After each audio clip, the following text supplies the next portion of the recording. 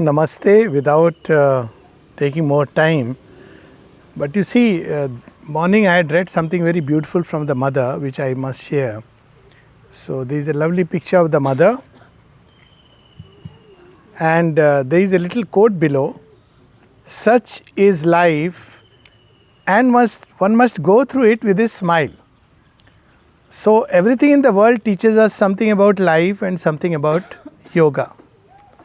So, as first of all, my deep apologies, though it's not anybody's fault.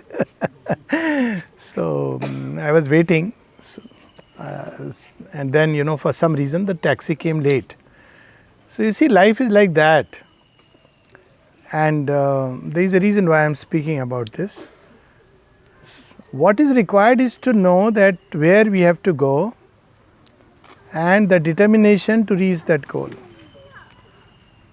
There was at one point someone asked the mother that, mother, if we are undertaking a work and we meet some obstacles, does it indicate that you do not want us to take that work? This is one of the common problems people have. So she said, on the contrary, if you take physical events as an indications of the divine will, you are more likely to land in the trap of the hostiles. For two reasons. One, this world is not a perfect expression of the divine. If it were so, no yoga will be required, nothing will be needed. It's already according to the divine will. So there is deep within a divine will which is operating, and that's why there is hope. But there is, as if in front of the divine will, covering it as it were, distorting it, all these various forces from the gods to the darkest ones who are in their own way trying to help or oppose. And yet through all these, a very beautiful, complex harmony, divine harmony is being worked out for the future. And we stand in between the two. On one side, the divine will which is trying to express itself. On the other side, the action of all these complex multitude of forces. But one of the first lessons of life, and I think that's how we can start with children, because one of the things you spoke about, patience. And if one thing that children teach us is patience. Before you have children, you have your way. A lot of families end up in trouble because the husband and the wife each wants their way. It's okay, nothing wrong or right about it. But when the child comes, he says, my way. Forget you and... So you see, child is always in the Vedic scriptures the symbol of Agni. So Agni is sometimes also known as the child, offspring. So this Agni which is born, Agni takes you forward. So child also takes you forward. And those who do not want to move, he is a leader. It's very unfortunately we have this idea that child has to be hammered and shaped into your own way. So he is a symbol of the fire which has to lead you forward. He is the Agni. So when a child comes, he brings something new in this world. Each child brings something new in the world. And it's a great challenge for the child to integrate with the old consciousness that the parents represent. Whenever we see the parents in the dreams, it indicates the old consciousness. And children invariably indicate the future moving consciousness. Psychic being is always seen in the dreams and visions as a baby. At the same time, for parents, it's another kind of challenge because the child has come embodying something new.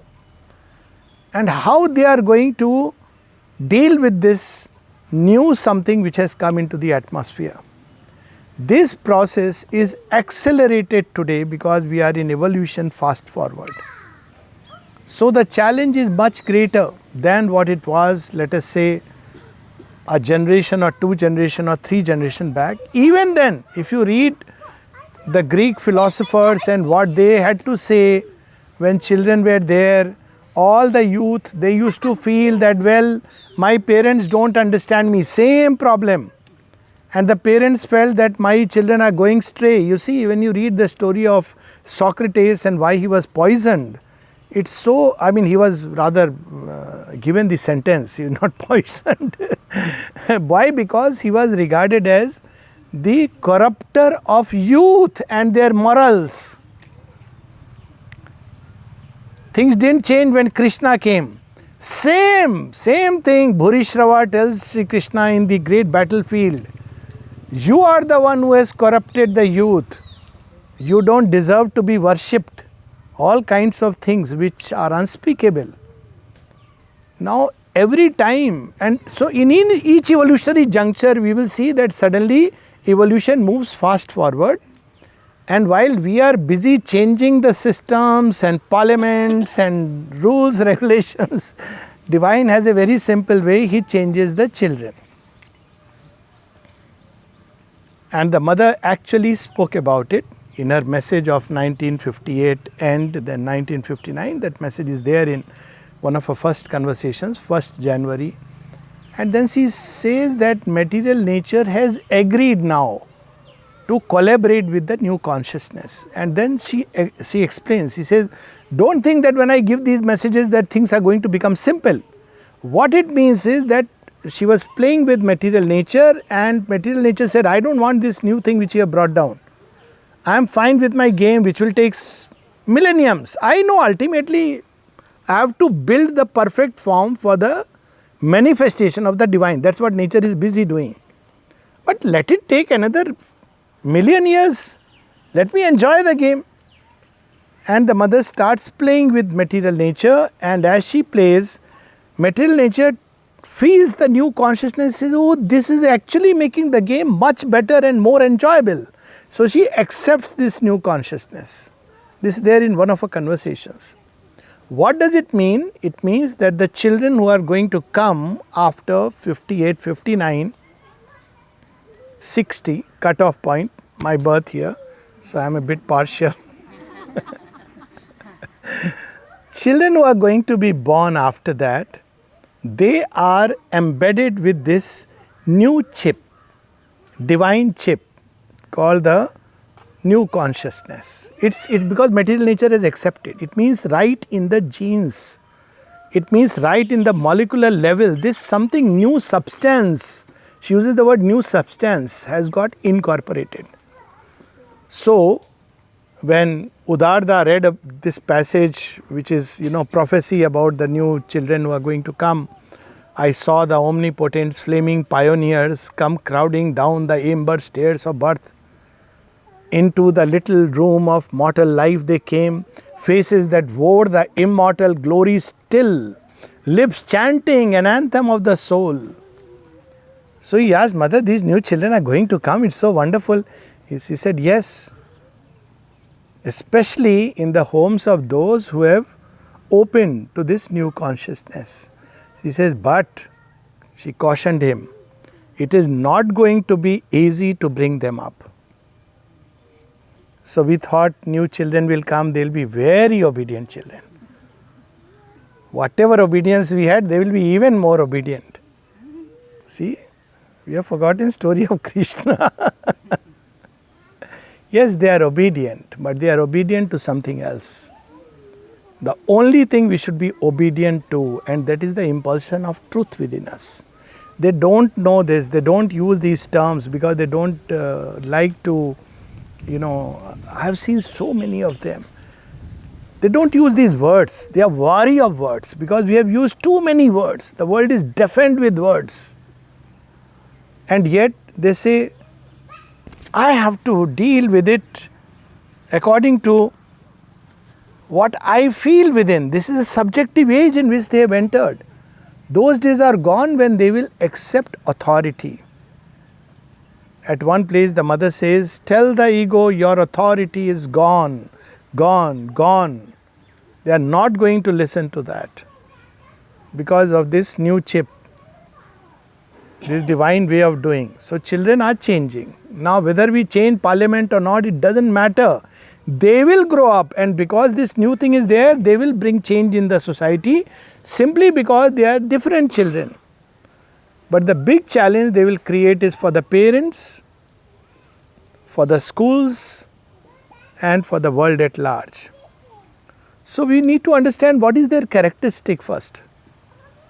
So the old model of working, the old schools of thought, old way of classroom education, whatever we may try, we cannot revive it. It is going to break. In fact, institutions are going to break. They have to change their whole way of understanding. Institutions which were very rigid have to change into something very wide and plastic. And this institution is not only about school, it could be an organization, Auroville ashram, any organization, religious organization, educational organization. It could be the institution of marriage. It won't sustain if you put it into a very closed compartment like it used to be in times. That was a social order which was necessary. It's not about being good or bad. It had its own place, it had its own logic. But now, because the consciousness has changed, we have to use a different logic, because logic is based on certain assumptions, logic is based on certain premises. The premises have changed. See, that's what the divine has done.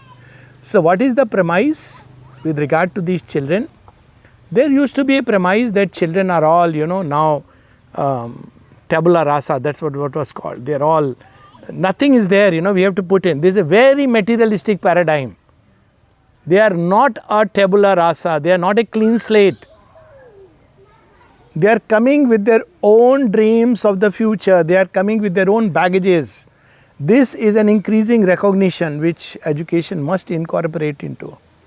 Meaning thereby, there are children who belong to the past. They are emerging from God knows suddenly the aranyaks of the rishis.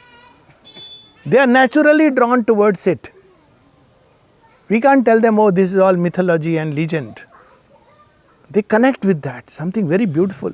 Who knows? Mother speaks about it. There are sages and saints who have waited for this moment. They had their moment of entering into that ultimate, and yet they waited, because somewhere they foresaw, oh, there is a new possibility, let's wait.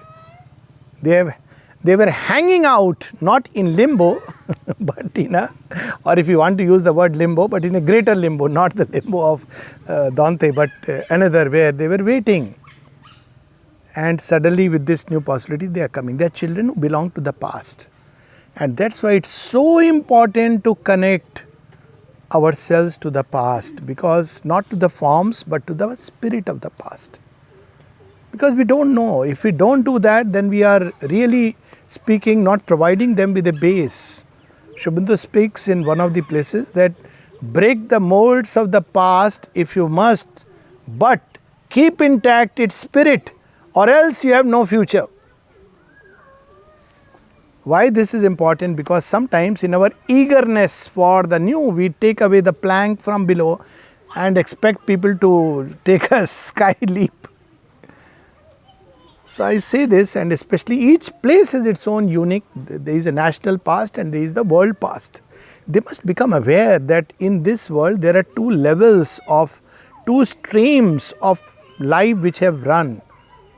The surface life which we read in history, and the deeper spiritual life which has also is there in India. Fortunately, I must say that this line was preserved. So we grew up connecting with the spiritual past of mankind. It was automatic until at the age of 10 in a convent school, I read in my history book that the age of Veda, they were primitive people who were worshipping animate some animism or all kinds of nonsense. Rama was one of those primitive persons, and it shook me. I still remember the sensation here. I said, this is not true, but I had no logic to say this is not true. I said, but history book is writing it, but it's not true. This cannot be true. I had an image of Rama in my home. He is an ideal Aryan, the man whom we all wanted to become like, and if he is primitive. So we must be careful that we must bring out this aspect of the past, because many children need that, but not the forms. Forms have become effete. Forms are okay, it's up to them. Form and formless go together. But especially the spirit. Many times, even when we bring out the form, we have forgotten the spirit that gave birth. So that is one kind of work that educators have to involve in, because if they are not aware, they can't convey it to to those who are coming to learn. So many times I have met people who would say, but Hanuman's story is all myth and legend. So I ask them, what is myth and legend? And then I recount them Hatha Yoga and the Ashtasiddhi and what they were, and Shobindo's own experience of Utthapana, the lamas flying. I said, why do you limit your possibilities to only this hardcore matter? And then it opens a new door. So we have to connect with the past and its spirit. And often I feel that spirit is so wonderful to imagine the rishi is moving, carrying this fire, asado ma sadgamya, tamaso ma jyotirgamya, mrityur ma amritam gamya. So this is one type of humanity. Children they are not plain clean slates. Then there is another kind of humanity which is very much in the present. And we must cater to them. But do they really understand the present? Present is a moment of transition. Even many of us don't know. Present is something, in times of change, present is a moment of transition. It's not the age of Vishnu so much as right now. It is the age of Shiva and Vishnu as the creator. Vishnu has both these sides. That is so active right now.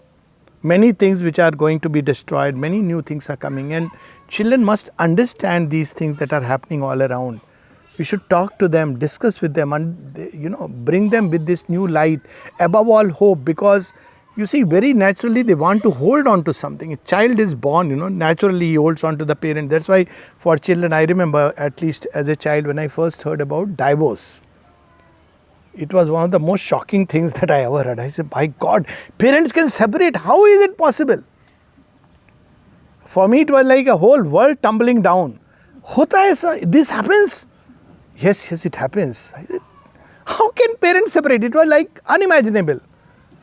I still remember the shock of that moment. Maybe I was 10 in school. Normally people, their parents are separated. I said, that time separation in India, it was not common. So I started, like many others, looking down upon those who separate. Till I learned, no, it has its own logic, it has its own meaning. If together life has become hell, if they are doing nothing but like crabs pulling them down each other, it's better to give space. Now this I understood later. But children need to understand all these are complex things about today. These are new challenges which society throws up. Absolutely new challenges. We are living in a different present nowadays, where simultaneously, at least in India, I give the example of Bangalore, you will see the bullock cart and the Mangalyaan, the space rocket, existing in the same city. This is a very complex world. On one side, they are exposed to AI, which is going to, deep fake. I'm sure we all know about it. It's like a creator which can create anything you wish. It's a fantasy world it can create. It can show things which don't exist. Its possibilities I am aware of.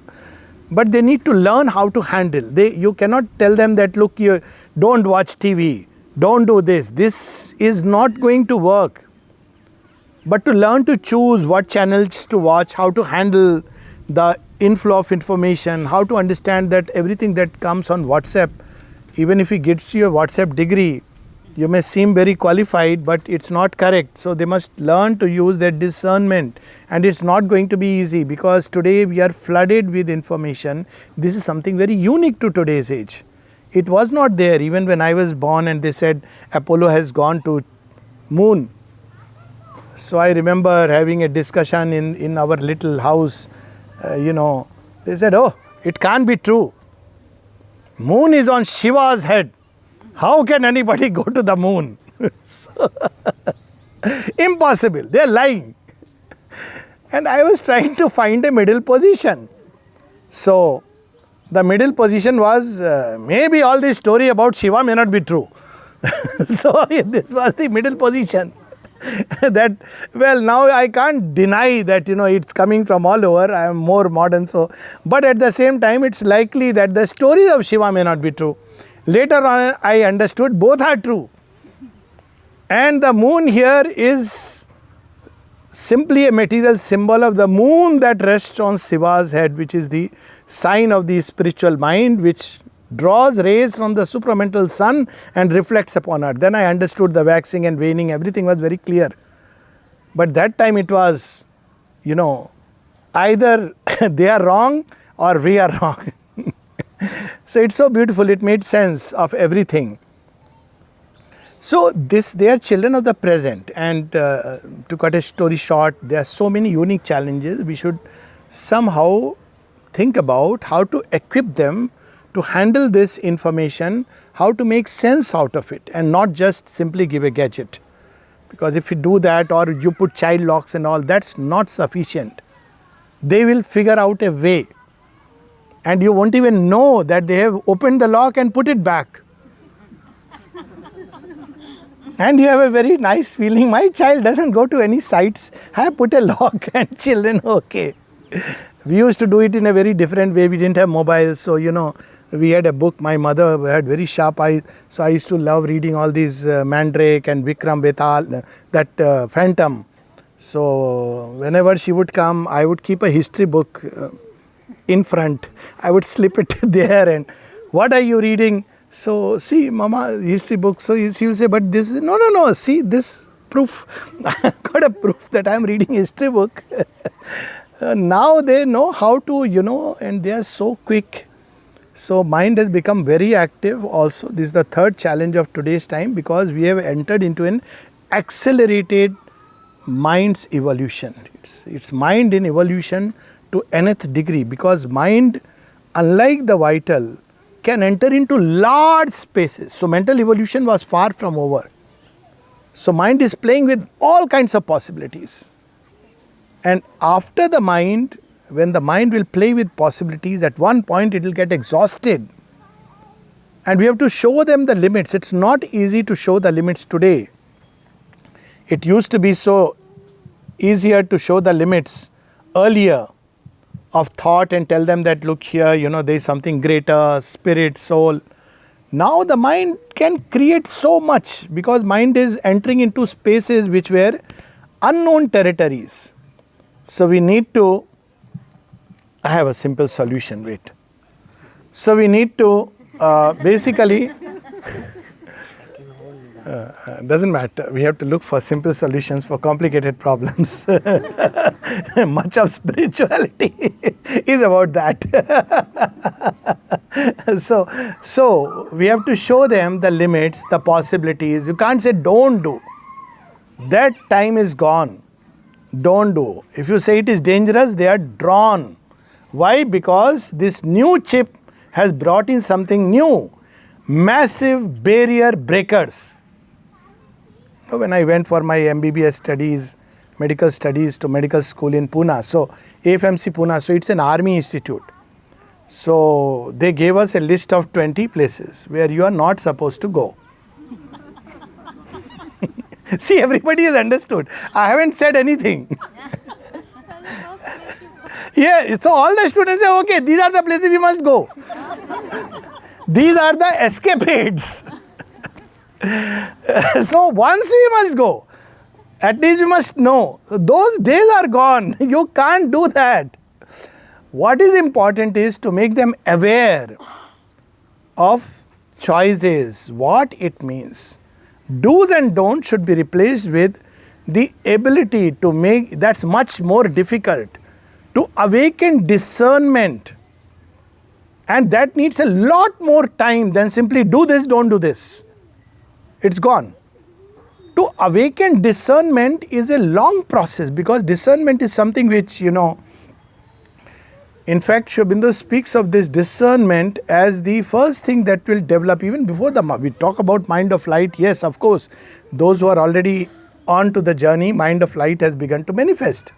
But before that, there is discernment, the power that Sri Krishna speaks of. There is something which emerges out of the mind, which marks the highest human faculty. And discernment is not just buddhi, or we may say there is a lower buddhi which picks up information from the senses, analyzes by the mind, by reason, and arrives at conclusion. But discernment in Indian thought is a higher buddhi. So buddhi which is turned upwards, it tries to seek knowledge from above very instinctively.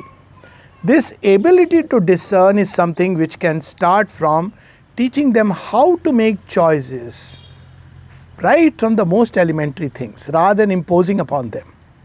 Everything, be it food, be it simply touching material, touching things. So they must learn the significance of choices. This is something for the present. And then she says there are children who belong to the future. And you have to give them their own scope and space. How do we distinguish these children who belong to the future? They've entered into a kind of subjectivism. It's very interesting. They just want to know, they don't use the word who they are, but they want to, this is what I am. They use all these languages which have become very catchy, and they need lot of space. You can't just put them, two children together. It doesn't work. Maybe for a short time it may work. But it's become a big challenge to parents, at least Indian parents. You have to have separate room for separate children. And you don't want them to lock the room. They won't if you don't barge inside. If you barge inside, they will start locking the room.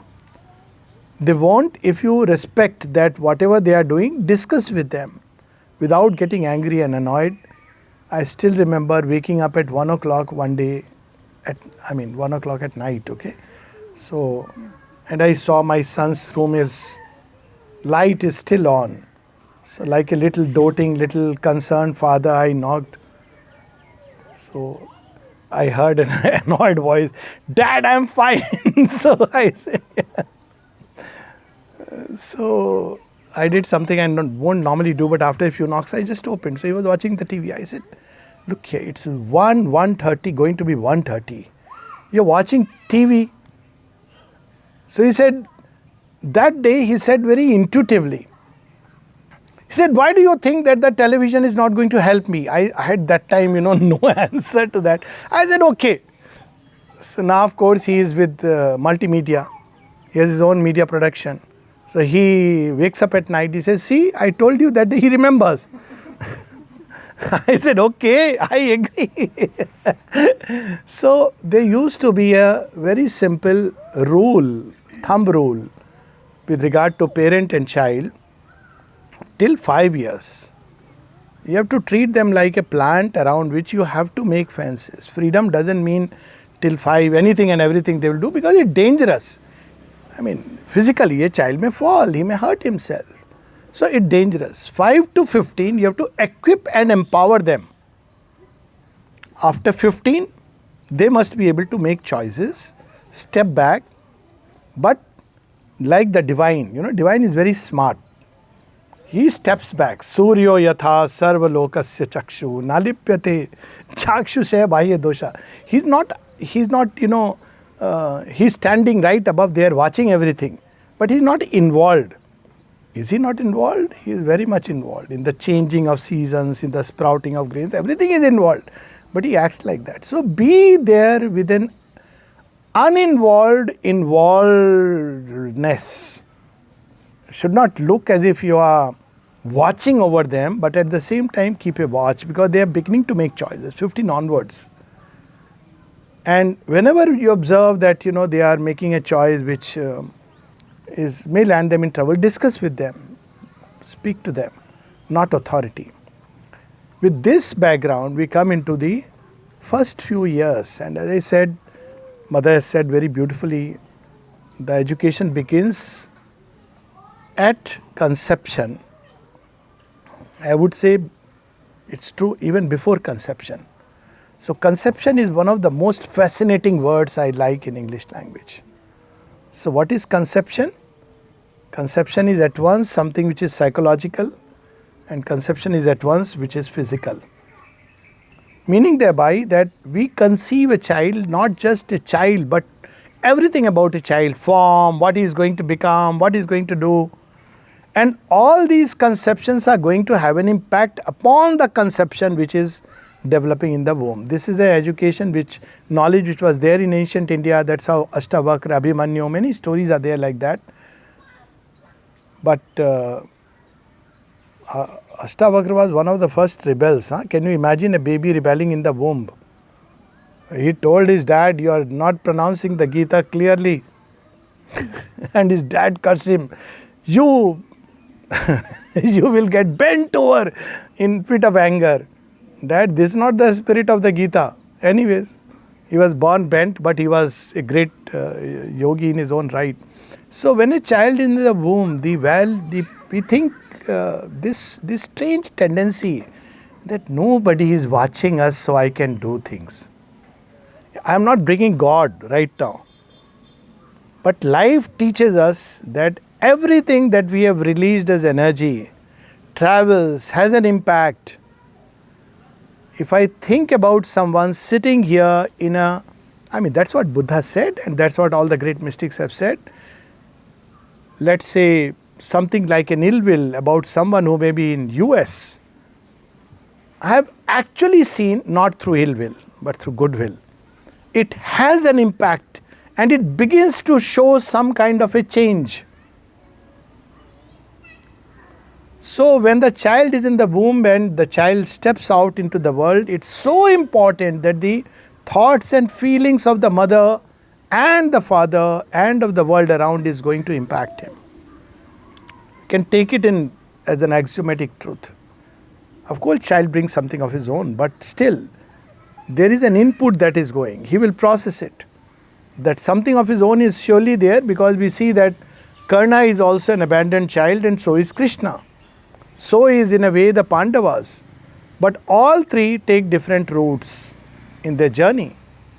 So it's so important to be aware and conscious of how whatever thoughts are, that takes us straight to yoga. Thought control, feelings control belongs to the domain of yoga. So just as the mother said that to be a good teacher, one has to be a yogi. She also said to be a good wife, one has to be a yogi.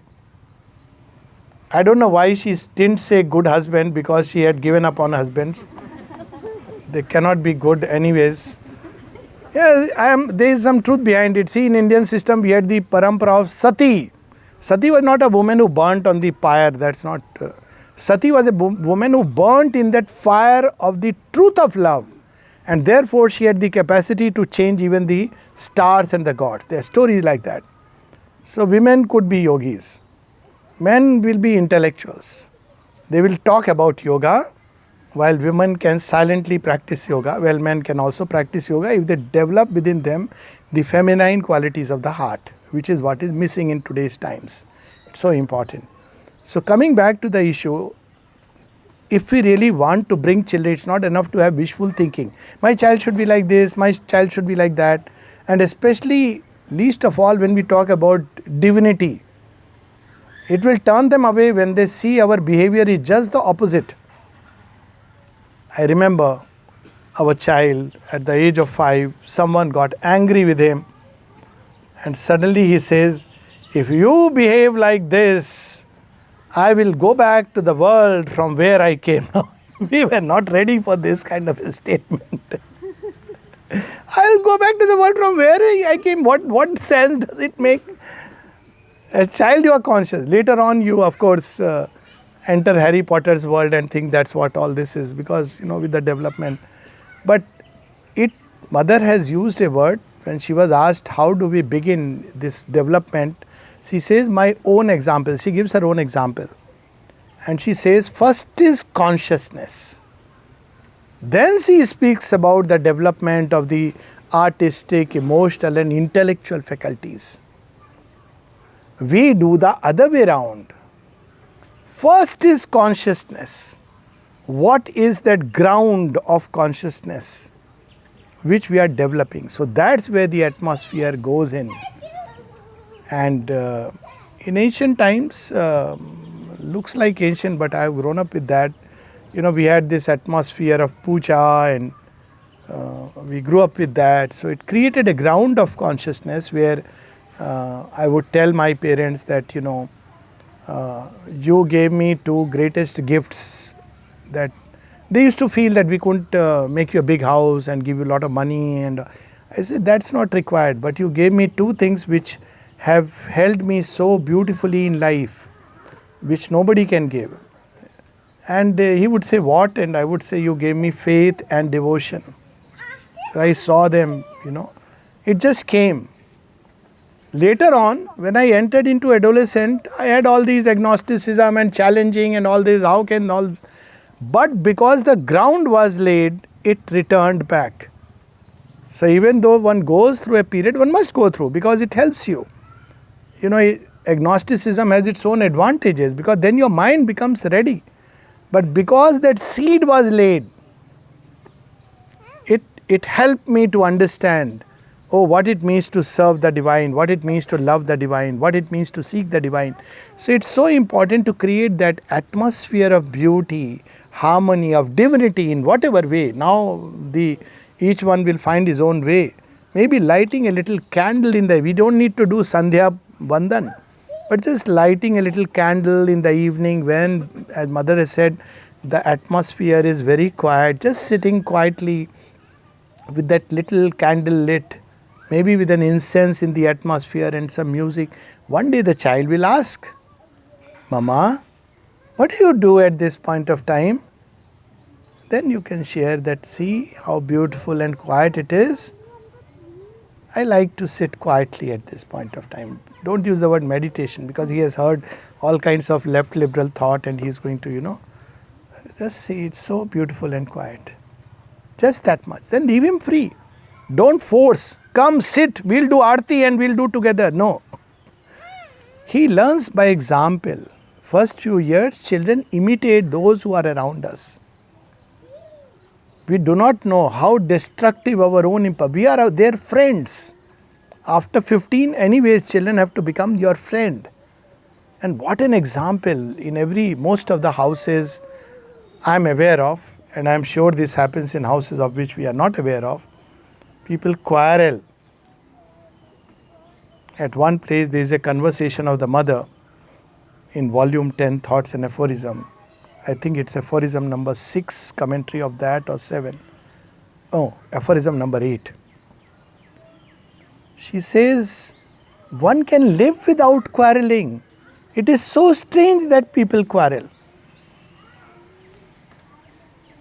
How to live without quarreling?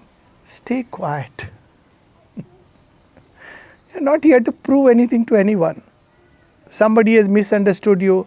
Do we really believe that by reasoning out we can make the person understand? We cannot. This is an absurd idea. Understanding comes from the heart of each other. It doesn't come from the head, because for every logical reason, you will see a contrary reason which is coming.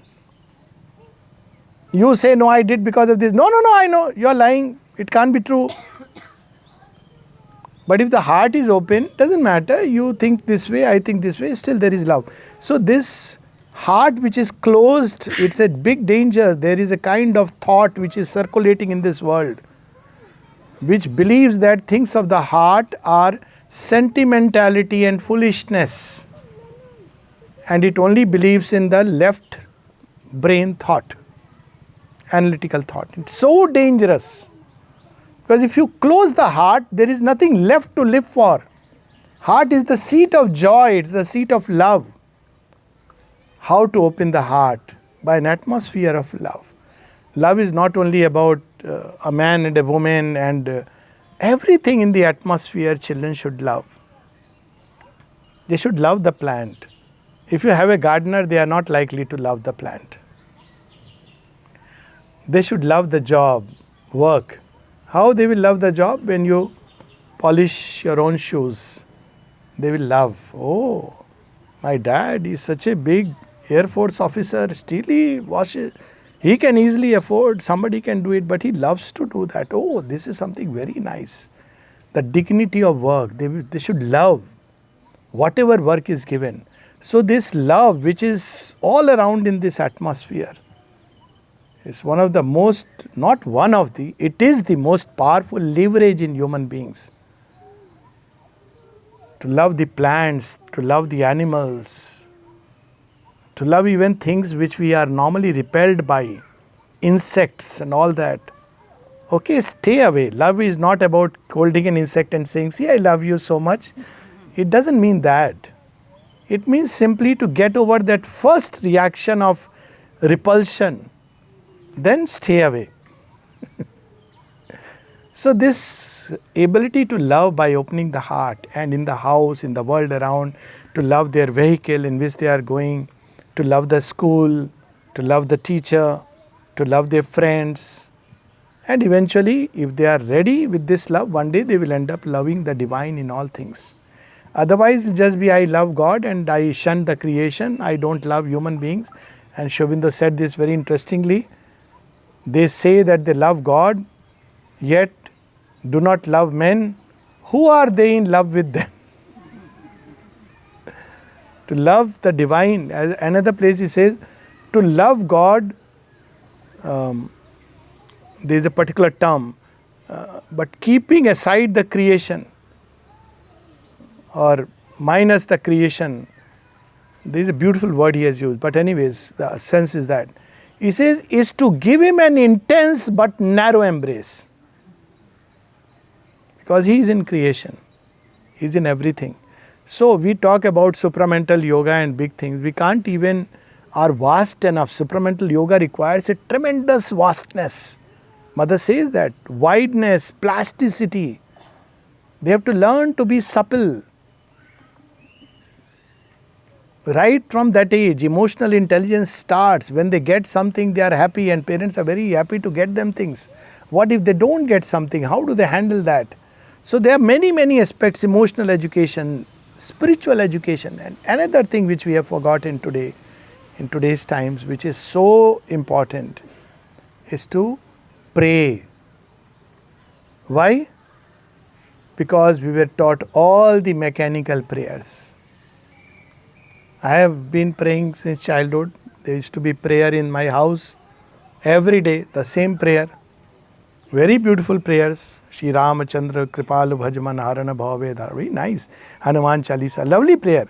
But after some time, you want that prayer to be your prayer. It's wonderful, but where is your prayer? That's what I learned from mother's prayers and meditation. Your prayer, how she connects personally. Or in my school where I learned, Our Father, Thou art in heaven, Thy will be done, Thy kingdom come. Give us our daily bread. I said, setting our example to God. I said, well, I have no example, trespassing others and all that. So our prayer must come from the heart. This is parrot's prayer, learned by the mind. And it has its place. It trains us to pray. But prayer has nothing to do with a mental training. Even now people remember Mother and Sri Aurobindo's prayers, and they suddenly, But we don't know yet how to pray. This ability to connect with the deeper heart and pray to the divine, to the source, call it whatever, doesn't matter. In the spiritual age, we will not be tied to any fixed formulas. But at least teach them that there is something beyond us. If this sense can come, to which we can connect through prayer, it's given to us, so beautiful. I mean, it's something uniquely human, if you look at it. It's given to us. And it's not something to be taught, but something to be felt inside. Is beautiful. And another thing which is so important is the love for progress and perfection. This is what opens the doors, progress and perfection. So progress, they must learn that it's not about marks. Of course, in Auroville context, fortunately, it's not there. But many times people swing between either getting very good marks or it's okay. it's not okay. I mean, in the sense that whatever we are doing, howsoever we are doing, to do a thing better. It could be anything. It could be photography. It could be jumping across a small little stone. It could be just, even hugging a tree. Better and better ways, creative ways, progressing better. In everything there is an element of progress. That's what I learned about the art of tea making in Japanese tea. It's a whole ceremony.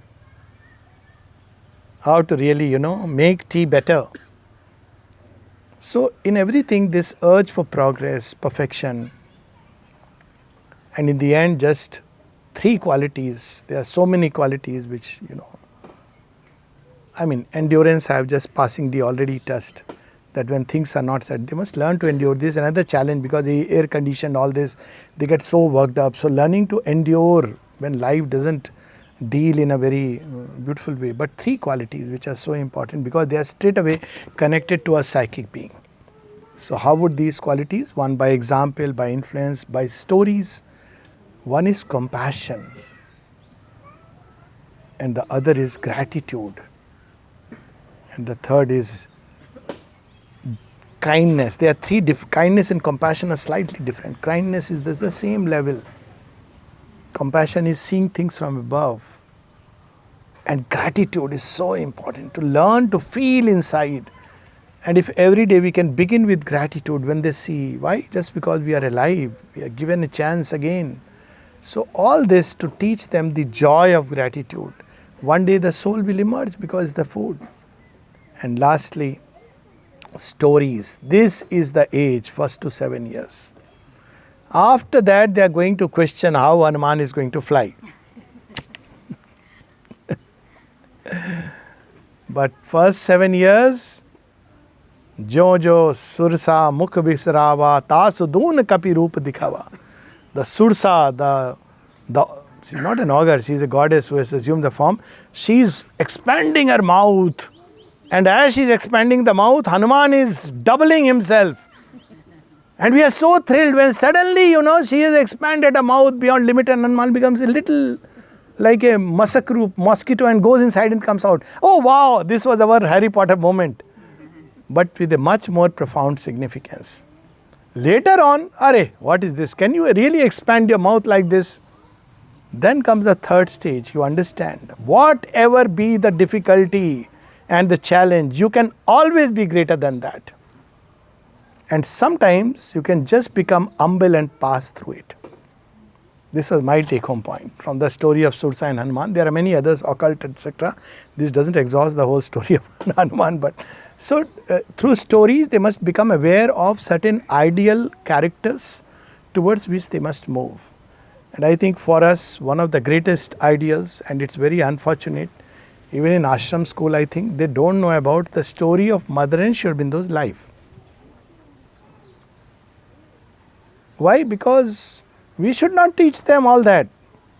Secular. That's not the idea. Teach them, great ones, not only them, but many others. And for me, so much of yoga becomes self-evident just reading Sri Aurobindo's life. Small little incidents from mother's life, from Sri Aurobindo's life, how she picked up and, till 7 she had not learned mathematics. When she picks up, how she picks it up. How she would take the challenge that I am going to jump across this room, 15 feet.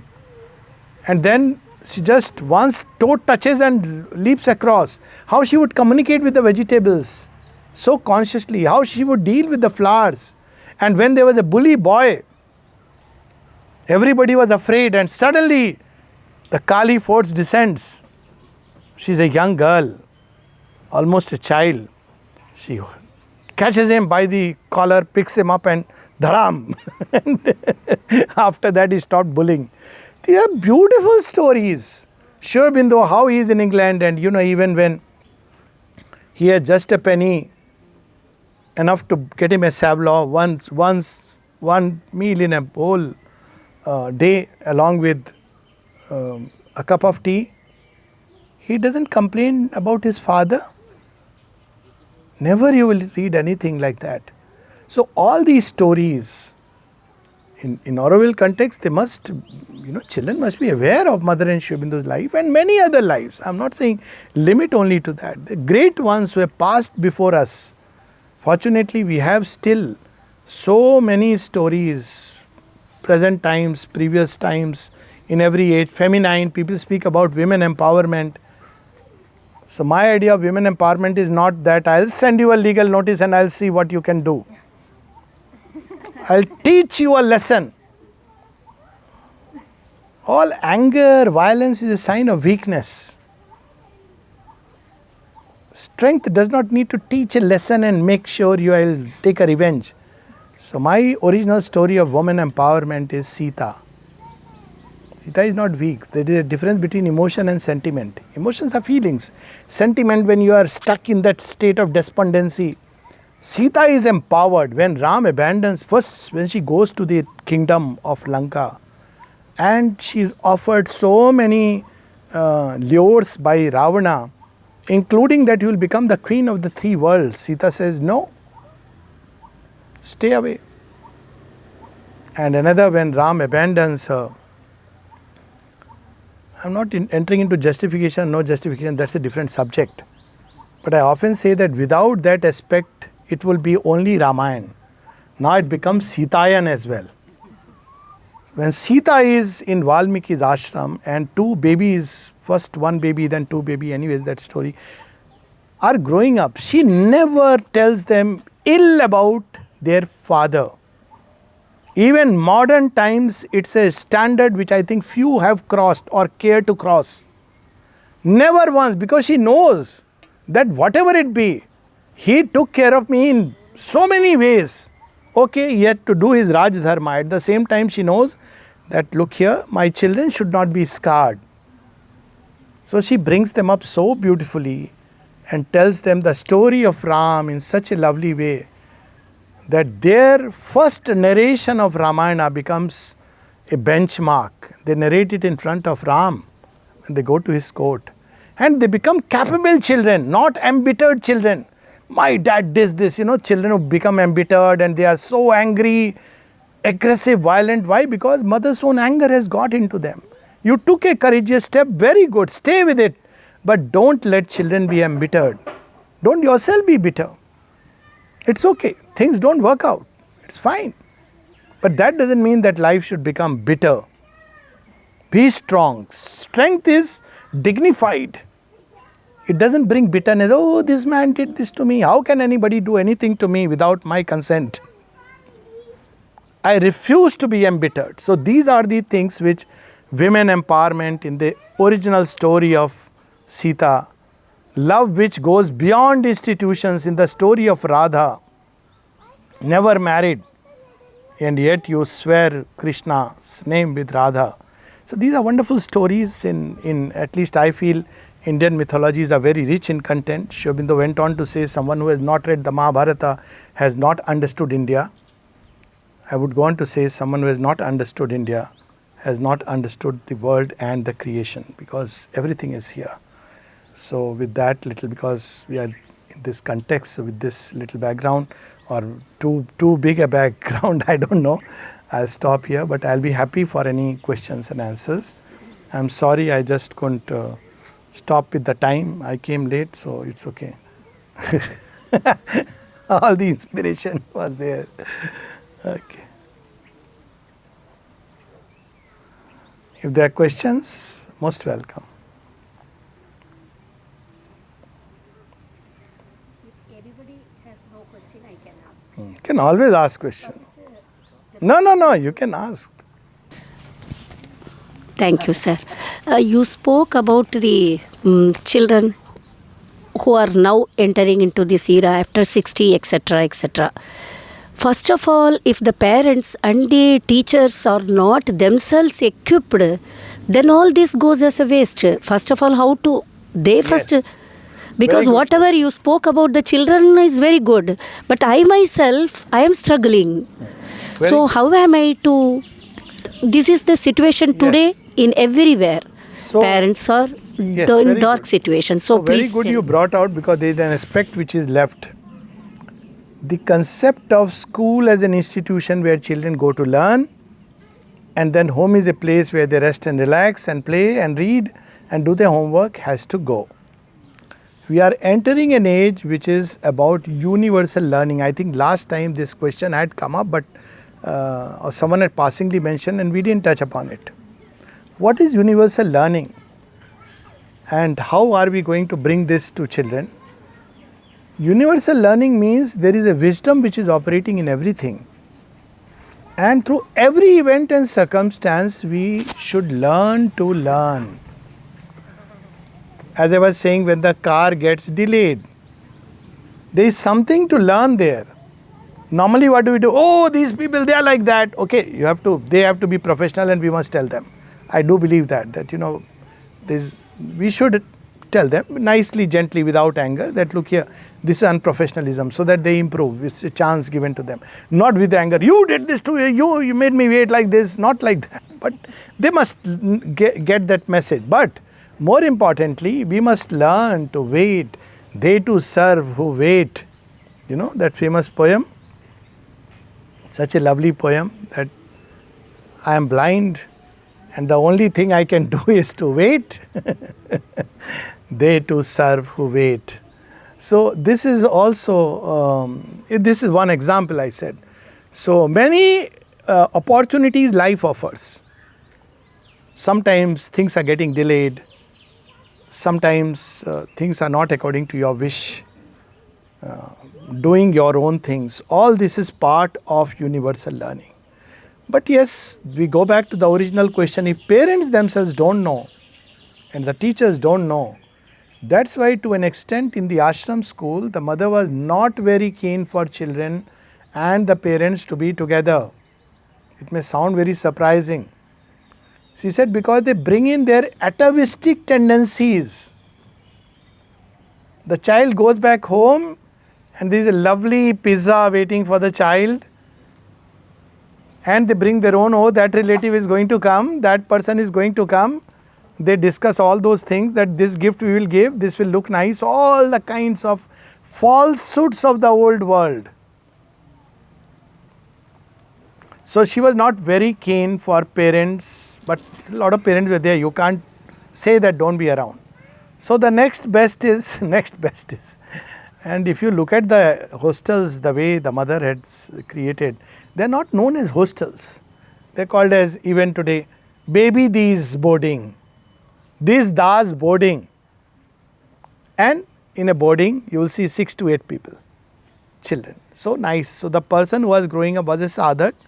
And it was so beautiful rapport they developed. I know of children who went away from the boarding. They connect with the boarding more than with the parents. So this is one aspect. They also learn, this also solved the problem of one child.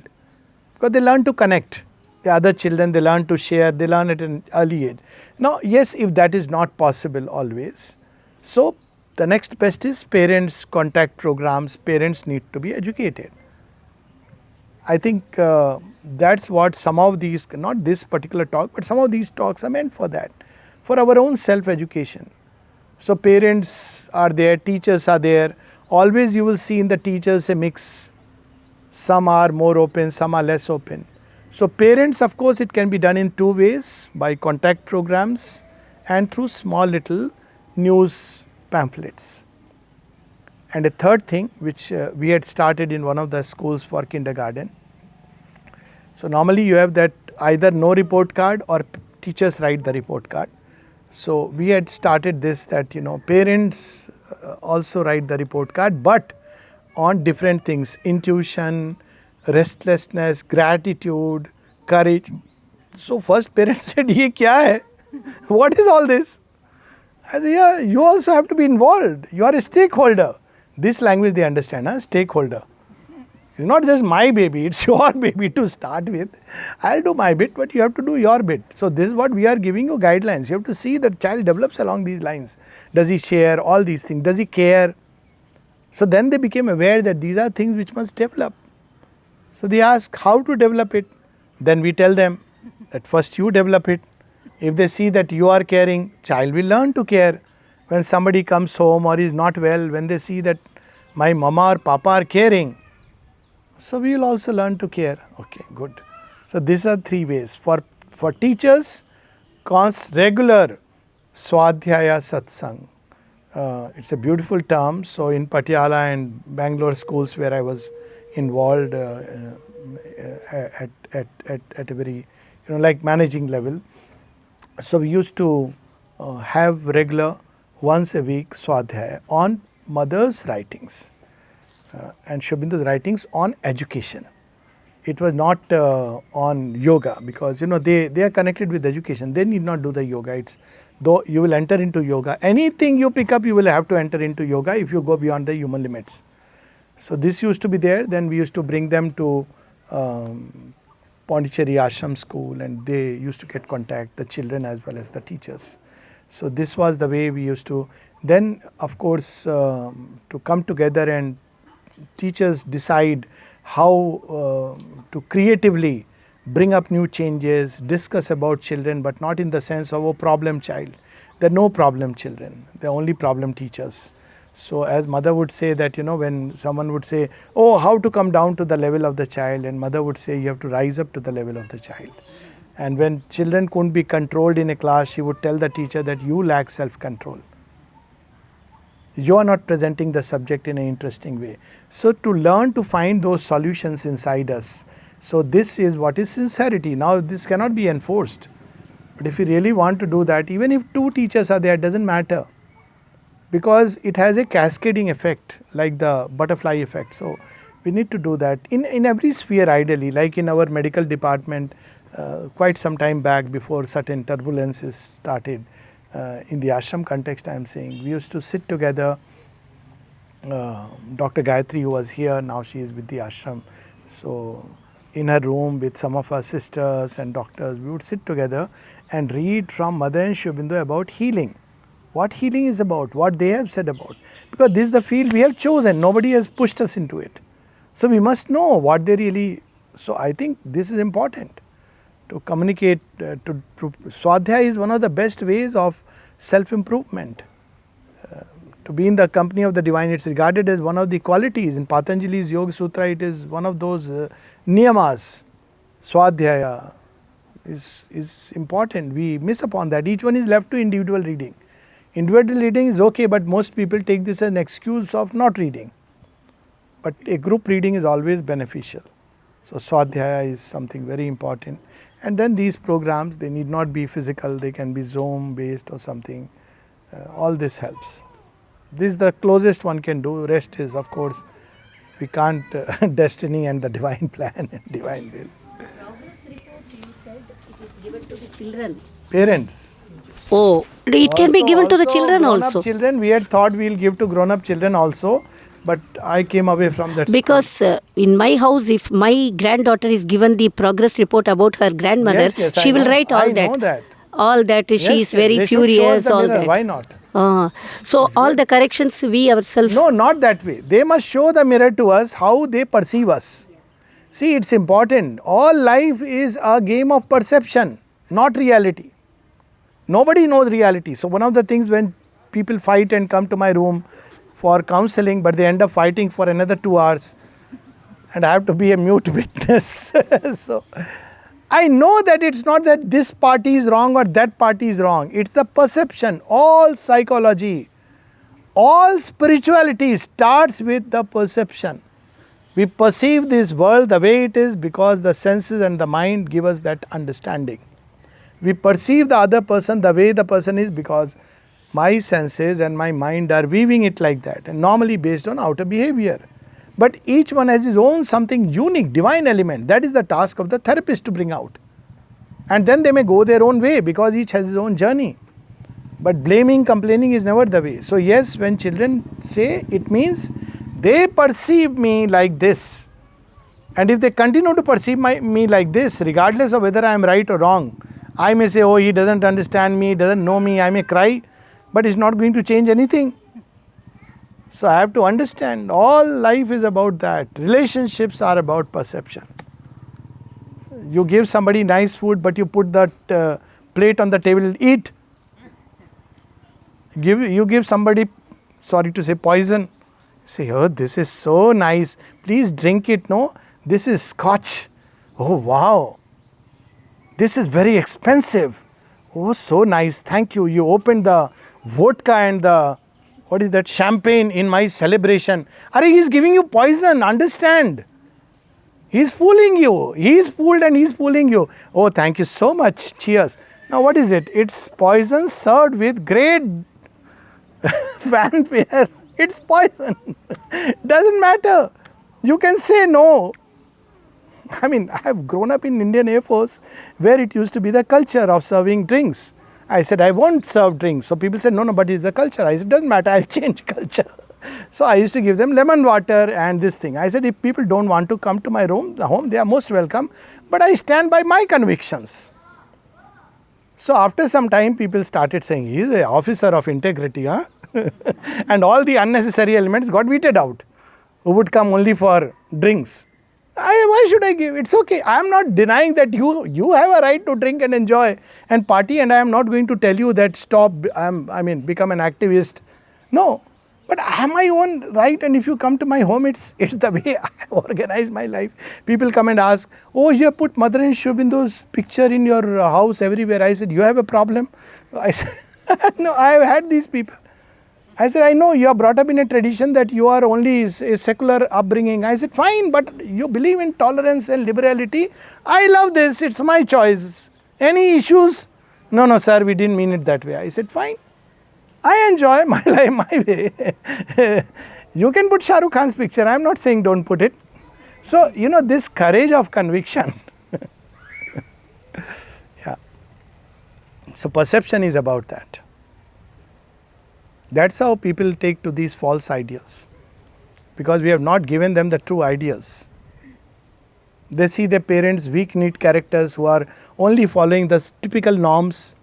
On the other hand, we have not exposed them to great eternal heroes like Rama and Krishna. They are not exposed to Arjuna, today's children I am saying. So whom will they pick up? Shah Rukh Khan from Ra 1. Becomes a hero naturally, or at most Sachin Tendulkar, whatever he may be as a human being. I mean, he's a nice guy, but a regular guy. Nothing much to really appreciate. But as a batsman, yes, he's god of cricket. Sachin Tendulkar can be your icon in cricket. Even though there you may find better icon, but he can't be an icon for life. So, because they are not given that, and parents, they see just blindly following, conforming to life. This is not an age of blind conformism. Children don't like it and they revolt against it. Even good things you must reason out. Not that because our parents did, their parents did, their parents did. So children will say like Swami Vivekananda, you know what he said? And someone said, Swamiji, you have been saying all these things, but Shankaracharya doesn't say so. He said, but I, Vivekananda, say so. So, in our childhood, you couldn't jump across. If somebody is stretched legs like that, so you are not supposed to cross and go. Why? Because you'll become short. Well, it was bad manners, but they gave a different logic. It's a bad manner to just, So once I remember my own child, I was putting like this and he was, so somebody in the, Are, you are not supposed to do this. I knew what is going to come, so I was feeling amused. He looked back and said, but I do so. And he crossed. I said, what are you going to reply to this? I do so. People don't do it, but I do it. That's not the issue. You have to give a logic why you don't do it. So, it's so important, This is a different time. Iconoclast, it's an age. Because only through that we move to the greater mind, unfortunately. But we must understand the value of form, and new forms will evolve. They need not touch the feet. It's enough to touch the heart and say, hi, good morning. This is the seat of the Creator. They must learn this. That why? What does it mean? Every gesture and posture has its beauty. The science of mudras and all, everything it will come. Teach them. I think one of the things to be taught to children is the power of beauty instead of duty. Beauty. Beauty in gestures, postures, beauty in speech. You can say the same thing, but say it nicely. I don't like you. See, I don't appreciate this. Nice, no? Saying the same brute thing. So, beauty of speech, beauty of your character, beauty of your way of life, that is missing. The spirit of beauty. And beauty can take us straight to the divine through a very happy path because it automatically loves harmony. Those who embody the spirit of beauty, they automatically love harmony. Okay, so I think I have done too much of buck. So, anything else? Yeah, you have a question?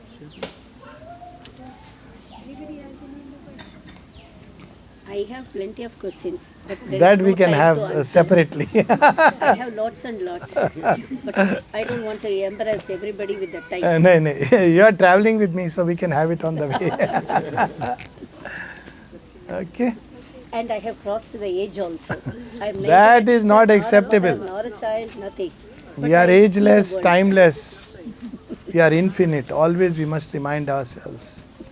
We are ageless, we are timeless, we are infinite. We are ageless, we are timeless, we are infinite. Okay. So, thank you, Aloka. We just want to thank everybody for coming in.